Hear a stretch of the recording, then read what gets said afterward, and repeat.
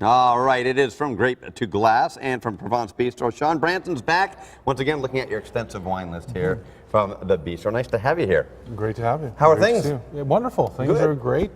People are golfing at the club, and they're drinking wine as well. So. Well, that's right. And you're going to be talking about something that I've often wondered about, and perhaps you have as well, the tasting of the wine. Because we always hear about that. There's wine tastings and the swishing, and different areas of the tongue react differently. Yeah, when we're wine tasting, I mean, there's different sort of levels of wine tasting. One is just to enjoy it. Another one is when you're actually physically breathing in air and moving the wine around your mouth to taste different components in the wine. And we're gonna show in the second segment about the different glasses and how everything works. But as a primer, we're gonna talk about where on our tongue we taste it. Why do we move this wine around our mouth? I've always wondered that, because I just figured a tongue was a tongue, and what it tastes good, tastes good. Yeah, two things. When you're breathing in the air and moving the wine around your mouth, you're doing two things. One is to aerate the wine, because you want the alcohol to start to sort of dissipate and move around. Second one is to move the wine around in different zones in your mouth. Zones? Yeah. Everyone is made up differently, and they have different concentrations of certain taste buds in different areas of their mouth.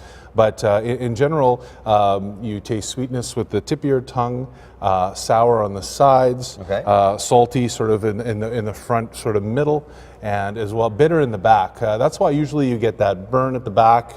Usually it's the bitterness in the wine, the tannins in the wine. You also get the alcohol. But sour is on the side. Also that strip right down the middle, you get a nice sour sort of taste right in the middle as well. Well, that's a pleasant looking diagram. Isn't that great? Yeah. There you go. All right. So you brought down some ways that we can actually test this. Yeah, let's test your tongue. Here's a Q-tip. Thank you. And we're gonna basically take this. This is lemon juice.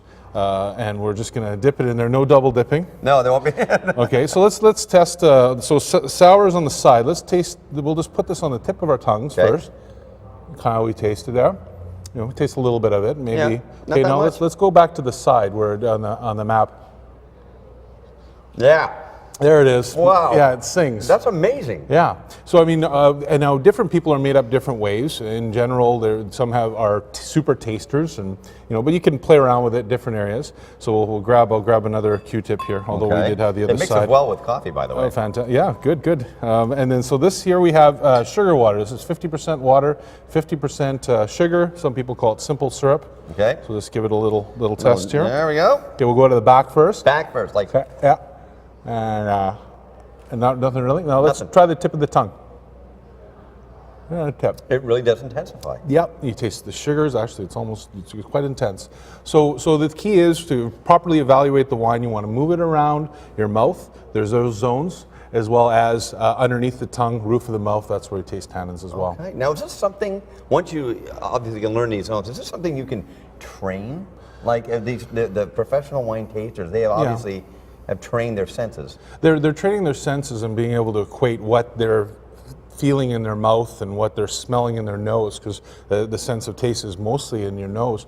But it's more honing it. You're born with a certain amount of. You're either a super taster or a regular taster or a poor taster or an average taster. You're just born this way, depending on the taste buds on your tongue. Okay. Yeah. All right. Well, listen. Now you're going to come back and we're going to explain the glasses that we have in front of us, because I don't know the difference in them, and I'm sure a lot of you may not either.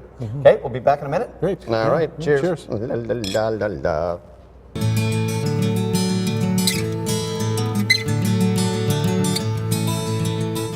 Shawn is back from Provence at Niagara. Nice to have you here. We actually didn't move. So we talked about tasting last time. Yes. And now we're talking about the different types of glass. And to be honest with you folks, I kind of knew there was a red wine glass and a white wine glass, but I don't know why. I mean, you brought down some different examples. Yeah. There's different glasses. They actually engineer. If you look at these two larger ones, they engineer two different. It's a big wine glass. It's all the same, but actually they engineer it to slightly differently so that it does different things. Well, let's show the viewers at home. This has a wider mouth here. Yeah. This has a smaller mouth. See the smaller mouth there? Yeah. A wider mouth there. So the wider mouth one is a Bordeaux style wine glass. It has Cabernet. It's good for Cabernet Sauvignon, Merlot, those kind of wines. The other one is good for Pinot Noir and old reds. Now, why is that? It begs the question. what difference does it make what glass you put It's it in? all in the shape and how it fits in your mouth, how it addresses your mouth. The Bordeaux one, when you're actually tasting out of it, it actually tilts it and it kind of lays it flat on your palate. So going back to your palate and where the taste buds are, you taste the sweetness, you taste the sour, you taste all the flavors, and then you start moving around your mouth, which is what is good for a Bordeaux. So basically, the design of the opening, it dictates how it flows into your mouth and where it hits on your tongue. Yeah. Gotcha. And this one here, the Pinot Noir or the old wines glass, it basically it holds it back and it kind of deposits it right on the tip of your tongue and sort of drops it there. So you taste less of the sour and the bitter in the back. You taste more of the sweetness. This is also the reason why brandy snifters are shaped this way, because it actually lands it on the front of your mouth. And you don't taste the bitterness, and then you're able to taste the cognac or brandy and less of the sort of aggressive notes, but more of the sweetness. Fascinating. Yeah. I had no idea. The other thing too is this glass does protrude quite a bit into your mouth, so it actually forces your tongue back so that it creates a well for it to taste the sweetness, and your tongue actually gets depressed into that spot. I had no idea there was so much engineering involved. Yeah, some people say it's like, kind of voodoo science or whatever, but they spend a lot of money, a lot of research in the shape of the glass, how it approaches. This one as well has a very small opening. Right. So basically, you can. The mature wines won't oxidate as much because a younger wine is more stable. Older ones, as the oxygen attacks them, they start to sort of fade away. So you don't want to do that. It concentrates the smells. Do you know what? In just these 2 segments with you this morning, I've learned more about wine than I have in my 47 years on the planet. Oh, great! It's amazing. Thank you. Now I gotta ask. Yeah. Why are we doing shooters? Well, one thing that I sometimes do with people and when we go through and taste the wines is how to show, like everyone goes, this doesn't make a difference, the glass doesn't make a difference. But if you look at it, the shooter glass that's right here, this one is, it's more for if you want to take that wine, shoot it back, hit the back of your throat, bit of bitter burn and the alcohol, but you want to get that alcohol into your system. A little bit of a party going on. Yeah, like as well as if you go to some places, a glass like this, a little rocks glass, great for a rye and coke.